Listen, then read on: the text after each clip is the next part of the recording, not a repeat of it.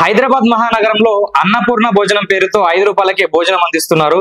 అయితే ఇది ఉమ్మడి ఆంధ్రప్రదేశ్ రాష్ట్రంలో ఉన్నప్పుడు ముఖ్యమంత్రి నల్లారి కిరణ్ కుమార్ రెడ్డి గారు నాంపల్లి దగ్గర 10 కేంద్రాల్లో దీన్ని స్టార్ట్ చేశారు. అప్పుడు దాదాపు 2500 మంది తినే విధంగా దీన్ని ప్రారంభిస్తే ఆ తర్వాత ఆ 10 కేంద్రాలు కాస్త 150 కేంద్రాలని తర్వాత ప్రస్తుతం ఉన్నటువంటి పరిస్థితి ఏంటంటే హరే రామ హరే కృష్ణ ఫౌండేషన్ వాళ్ళు తర్వాత జిహెచ్ఎంసి వాళ్ళు సంయుక్తంగా కలిసి 373 కేంద్రాలల్లా ఈ ₹5కే భోజనం పథకాన్ని అయితే నడిపిస్తున్నారు. దీంట్లో ప్రస్తుతం రోజుకు 1,00,000 మంది వరకు ఈ భోజనం చేస్తున్నారు. అయితే ప్రస్తుతం ఉన్నటువంటి కాంగ్రెస్ ప్రభుత్వం దీంట్లో కొన్ని మార్పులు చేర్పులు చేస్తున్నట్టు తెలిసింది.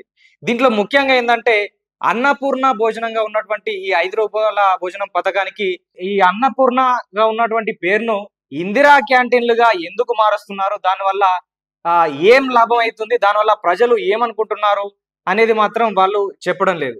ఇక్కడ ఉన్నటువంటి ప్రజలు ఎవరైతే ఉన్నారో వాళ్ళ అభిరుచికి తగ్గట్టుగా పథకాల పేర్లు ఉండాలి. తర్వాత వాళ్ళ అభివృద్ధికి తగ్గట్టుగా ఆ పథకాలు కావచ్చు, స్కీమ్లు గాని ఉండాలి. అంతేగాని సెంట్రల్‌లో ఉన్న వారి మెప్పు పొందడానికి కావచ్చు, ఈ అక్కడ ఉన్న వాళ్ళ పేర్లు ఇక్కడ పెట్టమనేది ప్రస్తుతం చాలా మంది ప్రజలైతే దీన్ని వ్యతిరేకిస్తున్నారు. అన్నపూర్ణ అంటే ఏంది? అన్నపూర్ణ అంటే అన్నం పెట్టే వాళ్ళని అన్నపూర్ణ అంటారు. అమ్మను అన్నపూర్ణ అని కూడా పిలుస్తారు. సో పేరు బానే ఉంది కదా! మీరు చేయాలనుకుంటే మెనూలో ఏదైనా మార్పులు చేయండి.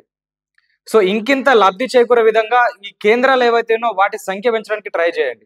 అంతేగాని ఈ పేరు మార్పు వల్ల వచ్చే ప్రయోజనం అయితే ఏం లేదు. సో అంటే ప్రభుత్వాలు మారినప్పుడు సో వాళ్ళ ఉనికిని చాటుకునే విధంగా ఈ కొత్త తరహా పేర్లను తీసుకొచ్చి పెట్టడం అనేది ఇది చాలా వరకైతే ప్రజలు వ్యతిరేకిస్తున్నారు. సో ఇంకొకటి ముఖ్యమైన విషయం ఏందంటే హర్షించదగ్గ విషయం ఏందంటే ఆంధ్రప్రదేశ్‌లో ఏదైతే అన్నా క్యాంటీన్‌లు ఉన్నాయో సో అక్కడ 3 పూటల వాళ్ళకు భోజనం అయితే ఏర్పాటు చేస్తున్నారు ₹15కే. అంటే ₹5కు టిఫిన్, ₹5కు భోజనం, ₹5కు మళ్ళా రాత్రి కూడా భోజనం అనేది వాళ్ళు ఏర్పాటు చేస్తున్నారు.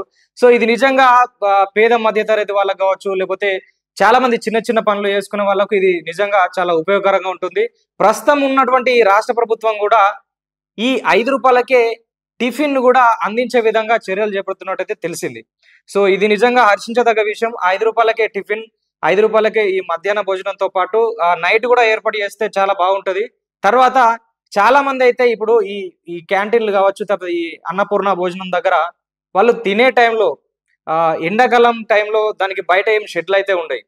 సో అక్కడ నిలబడే వాళ్ళు తినాల్సి వస్తే తర్వాత వర్షాకాలంలో టైంలో అయితే వాన కొట్టినప్పుడు అక్కడ వెళ్లి తినలేని పరిస్థితి. సో కొంతవరకు అక్కడ షెడ్‌లను నిర్మిస్తూ వాళ్ళు కూర్చొని తినడానికి వీలు కల్పించే విధంగా సౌకర్యాలు కల్పించాలి. తర్వాత ఈ వాటర్‌కు సంబంధించినటువంటి ప్రాబ్లమ్ కూడా ఉంది. ఒక చిన్న వాటర్ ప్యాకెట్ అయితే వాళ్ళు ఇవ్వడం జరుగుతుంది. అది మరి చేతులు కడుక్కోవడానికి కావచ్చు, తాగడానికి కావచ్చు పూర్తిగా సరిపోవు కాబట్టి సో కొన్ని ఇంకా మౌలిక సదుపాయాలు కల్పించి ఇంకా ఎక్కువ మందికి లబ్ధి చేకూరే విధంగా ప్రభుత్వాలు ఆ దిశగా ప్రణాళికలు చేస్తే బాగుంటుందని చాలా మంది అయితే అభిప్రాయపడుతున్నారు.